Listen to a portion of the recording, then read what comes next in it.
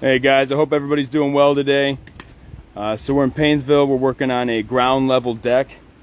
And when you're building a ground level deck, you can't have your joist sitting on top of your beam, because if a joist is 10 inches and if a beam is 10 inches and they're on top of each other, that's 20 inches.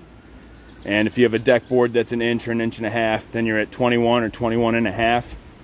So when you're building a deck lower to the ground, and this deck was a lot lower to the ground, but I actually had to use my bobcat to excavate the soil out of here a little bit. But when you're building a deck low to the ground, what you do is you hanger your joists to your beam. So you can see my joist right here. You can see the structural hanger with structural screws directly hangered to the beam. So we've got our 6x6 post notched with our double 2x10 beam sitting on that notch direct bearing. And the trick when you're building a deck like this is these posts have to be perfectly square. They have to be in the right place so that your rim is nice and straight, because your double beam is your double rim. So this deck is perfectly square, meaning if you measure that corner over here to this corner and that corner over there to that corner, you'll get the exact same measurement, which means it's not a parallelogram, it's a square. And then if you sight down it, you'll see it's perfectly straight. Watch, all the posts will line up. It's always a good sign.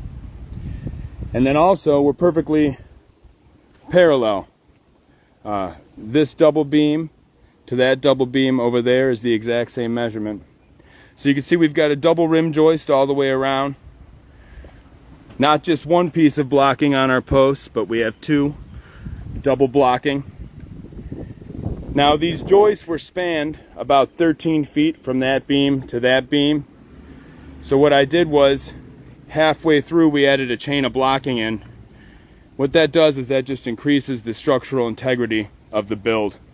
Whereas if you just had the beam, your joist running from that beam to that beam, it'd be wobbly in the center. But that blocking really straightens the structure up and also creates a lot more structural integrity. So yeah, so we got it all framed. All the hangers are in, all of our rail posts are in, all of our blocking is in. The next step, we can start decking this bad boy. I've still got to build a box step here. It's going to be about 2 foot by 4 foot wide, a little box step. And then on that side over there, we're going to have the elevation changes over there. It's closer to 18 or 19 inches, so we're going to have a few steps there. Probably 2 steps, and then the deck will actually end up being the third rise. So yeah, so the deck's completely framed out in Paynesville. And that is the proper way to frame a ground level deck. And that is one sturdy frame, all 2x10s. That's beefy. This thing should last at least 30 years. And we did a good job excavating out underneath there, and we sloped it, the dirt from the foundation of the house out, so that water won't sit under there and erode the structure at a rapid pace. A lot of time ground level decks, they erode, they rot at a lot faster, an accelerated rate, because water gets under there, then the sun heats up that water, and then that moisture seeps into the wood and rots it out. But we did a good job excavating out underneath here, so this deck should last 30, 35 years. So yeah, I'm excited about it. Well, thanks for watching. I hope everybody has a great day. Bye.